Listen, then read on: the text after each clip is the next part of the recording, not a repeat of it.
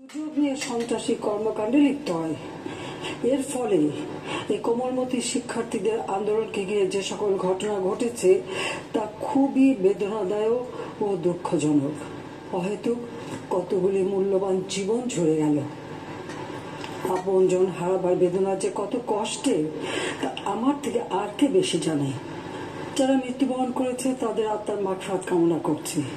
পরিবারের সদস্যদের প্রতি গভীর সমবেদনা জানাচ্ছি। আমি প্রতিটি হত্যাকাণ্ডের নিন্দা জানাই। যে সকল ঘটনা ঘটেছে তা কখনোই কাম্য ছিল না। সাধারণ পথচারী, দোকানিদের আক্রমণ, এমনকি রোগীবাহী অ্যাম্বুলেন্স চলাচলে বাধা প্রদান করা হয়। মেয়েদের হলে ছাত্রীদের উপর আক্রমণ করা হয়েছে ও লাঞ্ছিত করা হচ্ছে। আবাসিক হলে প্রবোজদের হুমকি দেওয়া হয় এবং আক্রমণ করা হয়েছে। শিক্ষকদের উপর চড়াও হয়ে তাদের গায়ে হাত তোলা হয়েছে। আমি বিশ্বাস করি যারা কোটা সংস্কার আন্দোলনে জড়িত তাদের সাথে এই সকল সন্ত্রাসীদের কোনো সম্পর্ক নেই, বরং সন্ত্রাসীরা এদের মধ্যে ঢুকে সংঘাত ও নৈরাজ্যকর পরিস্থিতির সৃষ্টি করছে। এই ধরনের ঘটনার সঙ্গে যারা জড়িত তাদের চিহ্নিত করে উপযুক্ত শাস্তির ব্যবস্থা করা হবে। যারা হত্যাকাণ্ডের শিকার হয়েছে তাদের পরিবারের জন্য জীবন জীবিকা নির্বাহের ক্ষেত্রে যে সহযোগিতা দরকার তা আমি করব।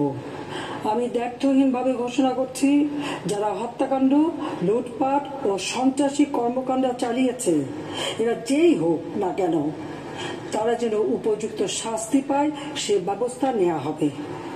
আমি আরও ঘোষণা করছি, হত্যাকাণ্ড সহ যে সকল অনভিপ্রেত ঘটনা ঘটেছে সুষ্ঠু ও ন্যায় বিচারের সাথে সে সকল বিষয়ে বিচার বিভাগীয় তদন্ত করা হবে।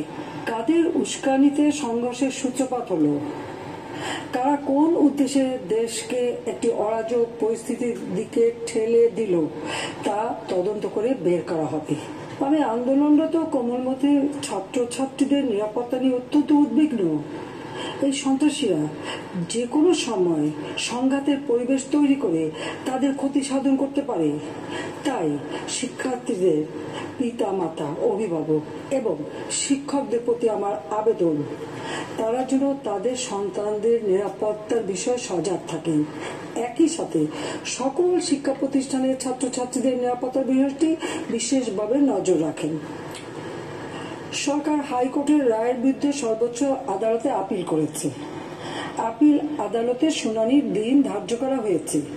আদালত শিক্ষার্থীদের কোনো বক্তব্য থাকলে তা শোনার সুযোগ সৃষ্টি করে দিয়েছে। এই আইনি প্রক্রিয়ার মাধ্যমে সমস্যা সমাধানের সুযোগ রয়েছে। এই আইন প্রক্রিয়া সমাধানের সুযোগ থাকা সত্ত্বেও রাস্তায় আন্দোলনে নেমে দুষ্কৃতিকারীদের সংঘাতের সুযোগ করে দেবেন না।